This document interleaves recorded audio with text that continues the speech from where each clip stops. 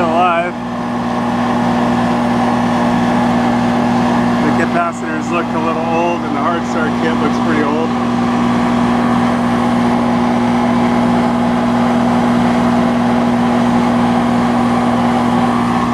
Might pull them and just take a reading, see where we're at.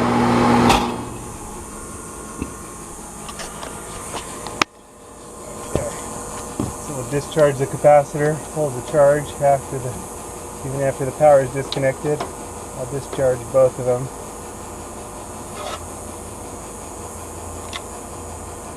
It's really hot. And I'll go ahead and test them. Pull off the commons. That's to the hard start.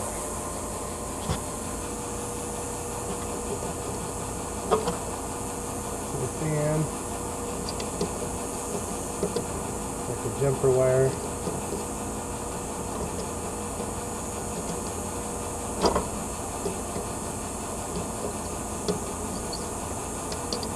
There we go. Got them all off the common side. That'll let us take a reading.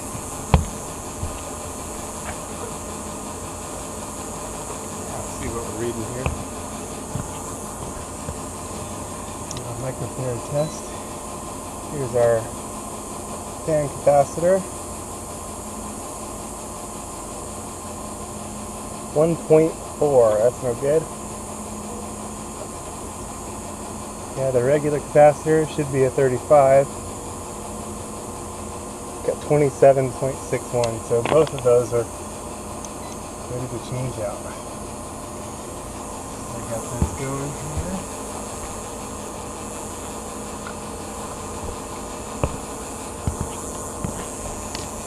Okay, here's our fan on the each side.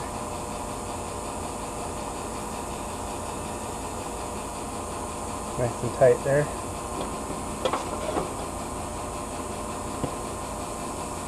Okay, and then we just need our regular capacitor.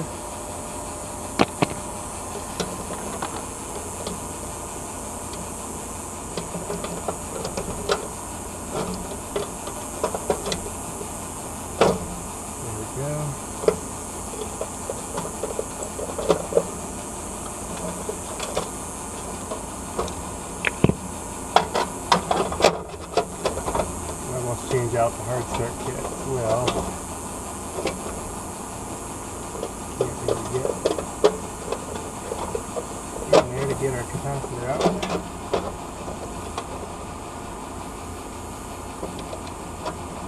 That guy right there.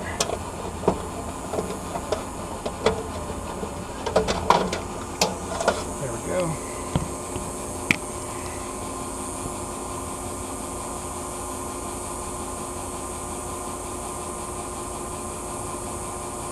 Oh, it's got 30 microfarad. Yeah. That's the wrong side. That's way off.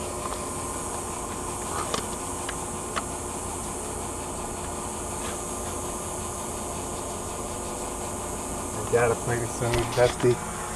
Cannot read it. Oh.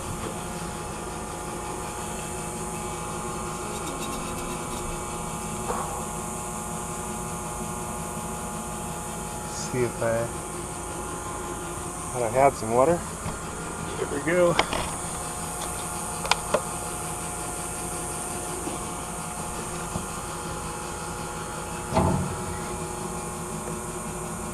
$35 says right on there.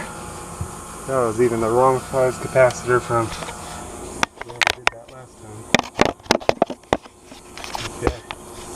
Well, I got the correct size here. A lot of times they don't tell you what size capacitor on the compressor, but kind of nice that did. Okay, here's our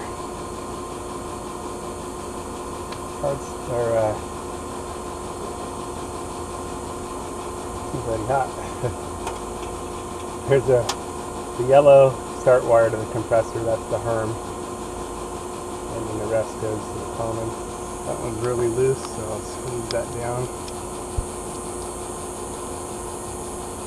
So I've got a ground wire that came off. Okay.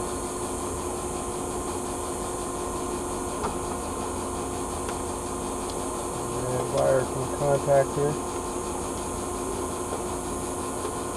And we should have one more. But let me get this settled first. We should have our common wire from the fan. And take the ground wire and set it on the ground. Put it right here.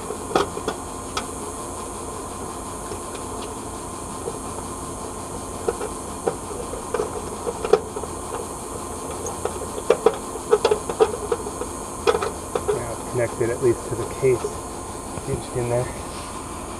And let's see, where did our other wire go? Where did it go? There it is. Right here, it's our jumper to the capacitor. And that was really loose. So we'll pinch that down.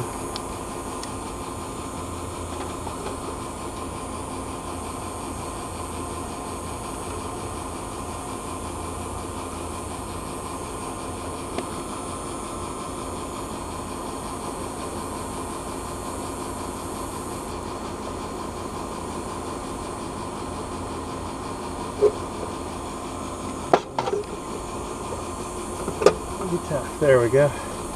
Okay. And now our hard start kit. This one's a little dusty, but I think it's still alive.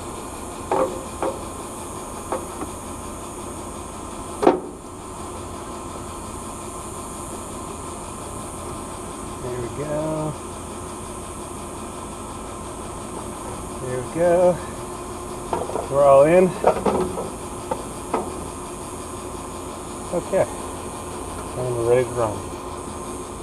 We're going to plug it in and be all set. Here goes.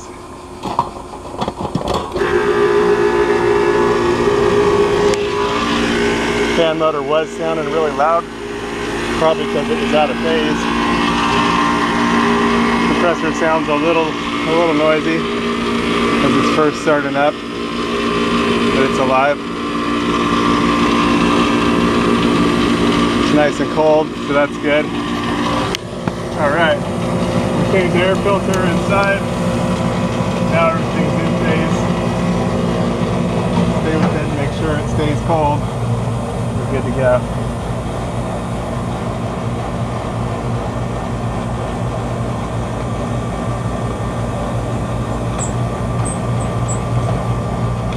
Alright. Yep. Just the capacitor's out of phase and the dirty filter. That'll do it. Again, I'll stay with it and make sure everything's good. But our charge is good. Nice and cold. Doing what it's supposed to do.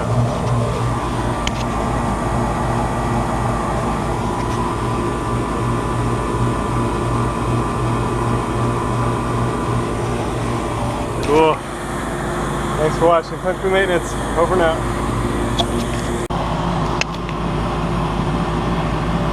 Okay, so I got my indoor wet bulb at 76.5. We got our outdoor dry bulb. Now we're taking it into the shade. It's at 104, 105, climbing, but that's 106. Okay, we're in. And now we'll switch back to our clamp gauges. And you can see it's sweating pretty good. Now it's a really humid day. Our charge actually may be just fine. But this way we're going to prove it out scientifically. Figure it out right. And it's possible it's overcharged as well. But it's just so humid that it may just be good. So I got some gloves.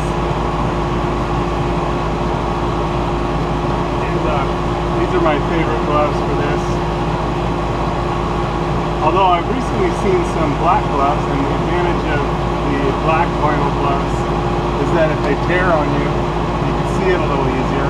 Kind of the drawback of these clear ones is you might not see it if it tears on you, and then, you know, the whole idea is to prevent frostbite. Well, if it's got a tear in the glove, it's not going to prevent anything. But I like to wear 2 pairs of these. These are cheap, they keep your hands clean, and they also kind of block frostbite from the refrigerant, so burns. You don't want no burns, you don't want no frostbite. And it is a blazer today. It's like a steam. You can see the clouds there. It's just like a magnifying glass, just the temperature is just bearing down today. Got a job to do.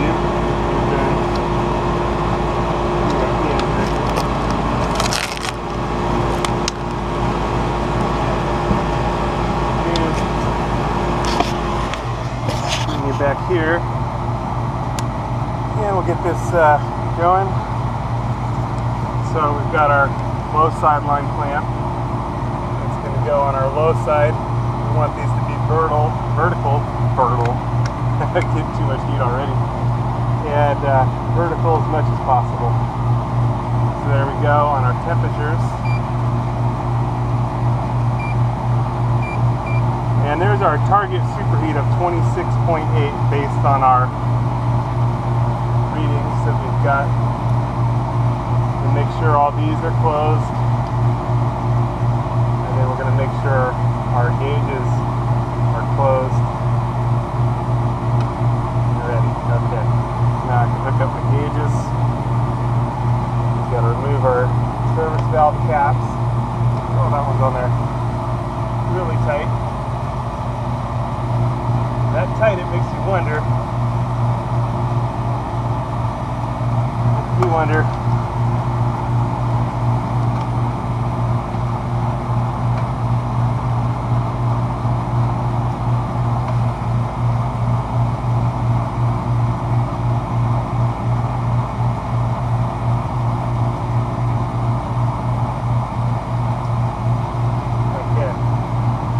That one, and here's our high side.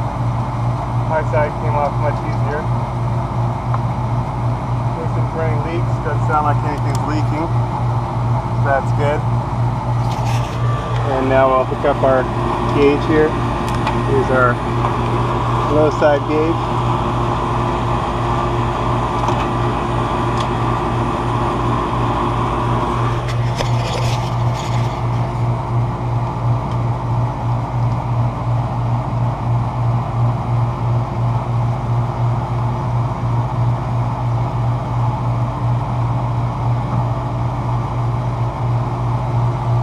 Okay, 82.9 psi, that's kind of high. We may very well be overcharged. I'm going to de minimis release a little bit because we can check our high side. Our target superheat is 26.8. We're showing a superheat of 3.8. I believe we're overcharged. Up our high side, and I'm going to need to go get my recovery tank. This is the case. There's our high side, 24.9.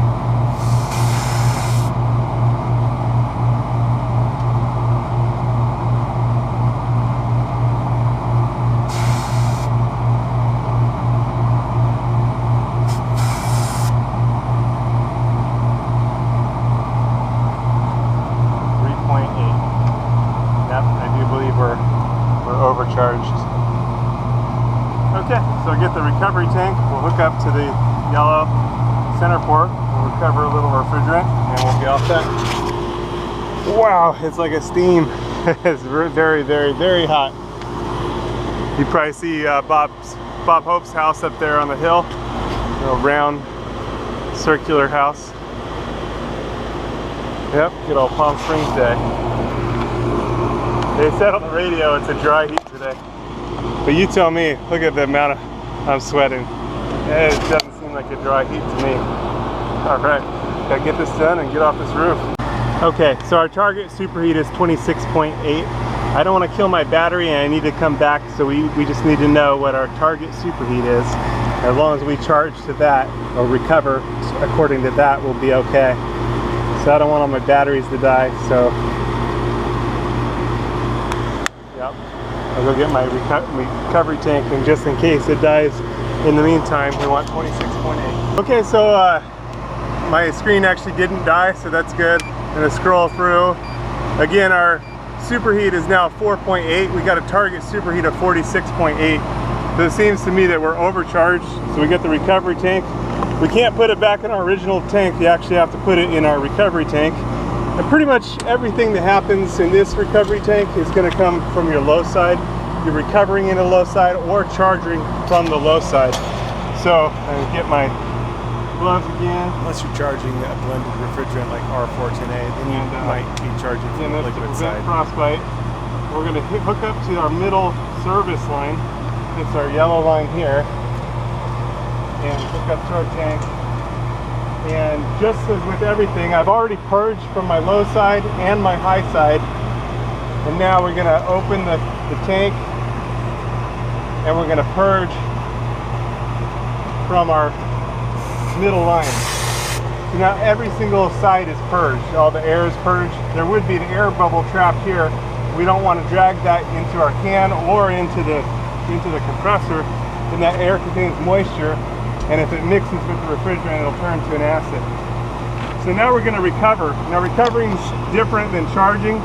Normally when we charge from the low side. We'd open the low side so that the refrigerant's drawn in from the tank. Now we're going to actually draw in from the high side. The pressure is going to be pushed out of the high side here into our cylinder here. And we're just going to do it a little. Open it and then turn it off and then wait. So here's opening. And turn it off. Wait.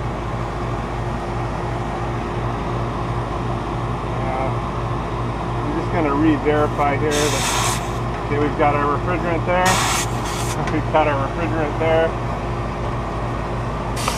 And our refrigerant on the low side. Okay, and we're purged and everything's ready. And so now we're going to take out some refrigerant. And then we're going to turn it off and we're going to check it. It's better to go a little at a time because it's very easy to go too far. We don't want to do that. Although at this point, if we did take out too much, it's real easy for us to charge it again because we're already hooked up to our recovery tank.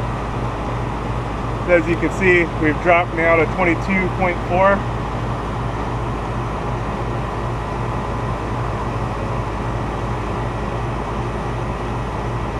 It's looking pretty good, huh? Yeah. 25. Yeah. Now on your superheat, we're wanting to be within 5 degrees of our superheat. So it looks like I took out a little too much, but which is actually okay because what we have in our high side hose is a lot of refrigerant trapped. And when we're finished here, which is now, we're going to need to recover that refrigerant. And it's better, rather than leaving that refrigerant trapped in our hoses, we'll recover that into the machine, and that's going to change our superheat just a little bit. Now we're within our 5 degree range anyway. So if we were 31.8, we'd still be 5 degrees off of our superheat. But we're right there. You can see it coming back. We're at 28.2. This is perfect because when we recover that little bit of refrigerant, that's going to kick us back down just a little bit. So I'm going to disconnect I'm going to turn off the tank first.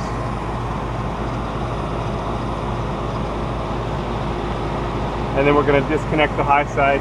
Again, you can see we're at 28 on our superheat. So disconnect the high side. And these I've got quick connect fittings. So these also prevent frostbite, but they also prevent refrigerant loss. And so they seal off real fast.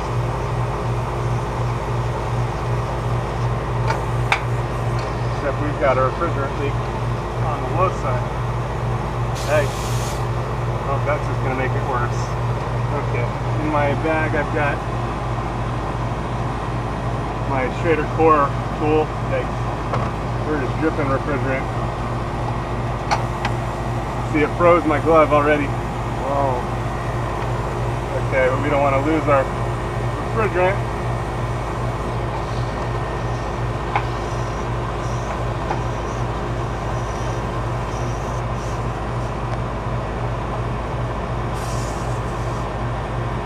All right.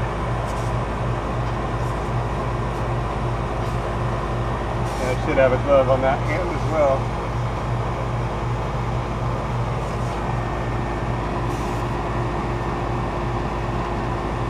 I'm going to do that now that Wow. it burned a little bit, not real bad. So, but I should have go ahead and put my other glove on to prevent that. But at least we're able to stop the refrigerant flow, and I have to regroup and see if I have. Which I should. I put it in here the other day. There's some nylon, we need that, and here's our Schrader cores and the little tool here. So hopefully we can get this pretty quickly.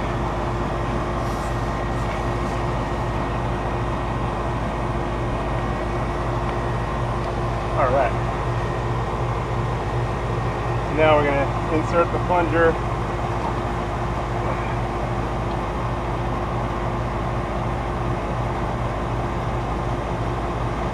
Turn out the Schrader core.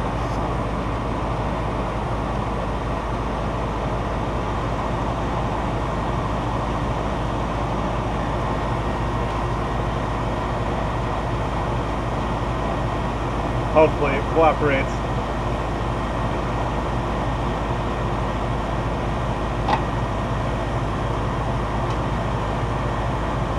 Turn off the ball valve there. Oh man. Hard to turn.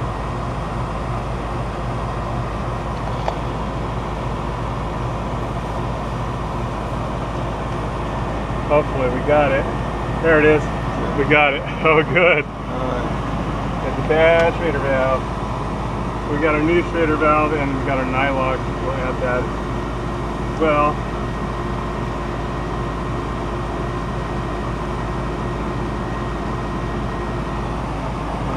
Good thing.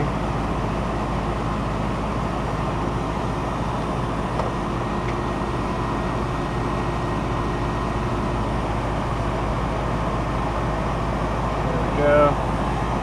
Got our nylon on the gasket.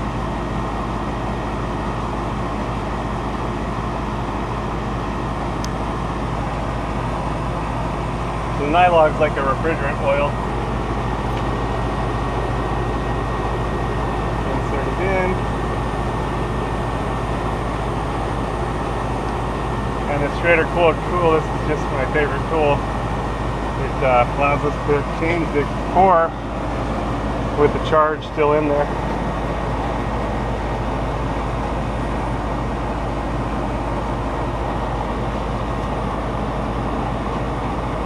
And this we just want to tighten down to 5 pounds of pressure. So it's just finger tight. You got to kind of push it in as you do it.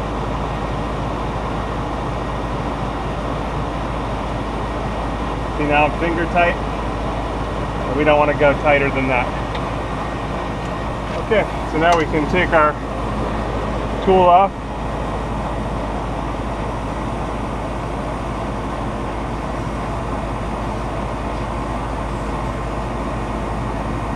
And we'll see where we're at on our whole superheat. Hey, all right. So now I'll just kind of redo it now that we can kind of see it. Make sure we're at our 5 pounds tightness. I do sell a special tool to bring it to exact 5 pounds, but you know, as long as you get it there without over tightening and breaking it. Okay, so right here we're at 31.4 on our superheat. And again, we still have that liquid refrigerant trapped in our line, and we're 5 degrees off, right? Of 31.8 would be 5 degrees off on our superheat. So as we recover this refrigerant from our high side and as well as from our tank hose, because we're disconnect that, so we have a little bit of probably liquid refrigerant actually in our middle hose also, since we were recovering, because we were recovering from the high side through the yellow hose. So we've actually got a little bit more liquid refrigerant. So the same thing, we've got our quick disconnect here. You heard it engage there. And so it's sealed that refrigerant in the lines. Now what we're going to do is we're going to open this line, and then we're going to slowly open this line and feed it in. So we can open this one all the way, and then our low side we can meter it in. We're going to let a little bit in, and then we can turn it off. And then we can let a little bit in, and then we can turn it off. And repeat that until our pressure is equalized. We're pretty much there. Now you can see how much our superheat swung the other way, but it's climbing back up. So anyway, we'll get the rest of that refrigerant first.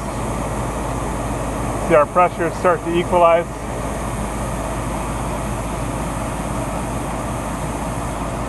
Take a drink of water while that's finishing.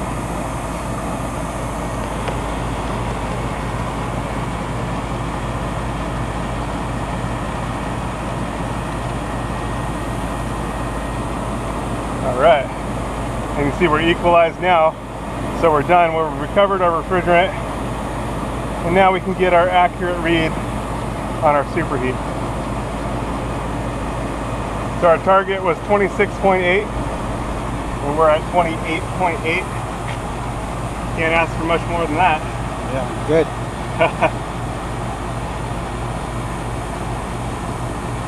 And you see it's going to adjust and do its little thing, blah, blah, blah, blah. But mostly we're at 28.6, so we're 2 degrees off of our target superheat. It just kind of gives an idea of where you might want to stop when you're charging, if you're aiming for that perfect superheat. Again, within 5 degrees you're good, so don't worry about it too much. You can spend 4 hours trying to balance that out just right, but this is good enough. But just so you get an idea, if we had 3 degrees off, we would be right there, at least on this one. Each situation's a little different based on temperature and pressure and indoor temperature, outdoor temperature, and there's a lot of calculations. This is the SMAN3, this gauges, and it really takes all the heavy lifting out of all the calculating for you. It does all the calculations to tell you what your target superheat is. It even tells you the temperature of your coil inside. We're at 43.4 right now. That's our virtual saturation temperature. But on these units we're charging according to superheat, we're exactly there. Again, I'm listening for my valve, whether it's leaking, but I got no leaks, so that's good. We're going to use these service valve caps. You don't want to over tighten these, you're just going to hand tighten them on. You want to avoid over tighten them because they can mushroom the ends, and then they can make it really hard to change the Schrader core. But you also want to make sure that little gasket's in there. This acts as a second gate, kind of, it's not really sealing the refrigerant in there, but it is a second gate. But it also is keeping dust and contaminants and anything else that's getting in there. That way the next time you hook up your gauges, it's a clean shot to your refrigerant. It's good to go. And this one's good to go. Thanks for watching Kung Fu Maintenance. Over and out. Good old Palm Springs. See Bob Hope's house up on the hill. Or it was his house anyway. Or at least it was Bob Hope's house. Bob Hope's house. Anyway, now we can release our trapped refrigerant rather than leaving anything trapped in our gauges. That's our de minimis release, the finish. And we get everything back. Wrap it up and get off this roof. Go ahead and turn my deal off to save my battery life. And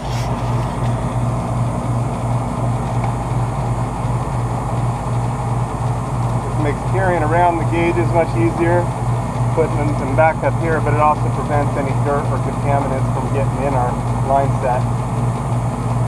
So it's just a better way to store them. If we left them hanging empty, stuff can get in there. We don't want that. We want to keep it clean, keep it neat, ready to go. Alright. And the south couch kind of doubles as a nice place to lean your knees, cushion. That's kind of helpful when you're doing this all the time. All right. Yeah. Ah. Thanks for watching Tungsten Maintenance. Whew. Over and out. Stay cool out there. It's a blazer.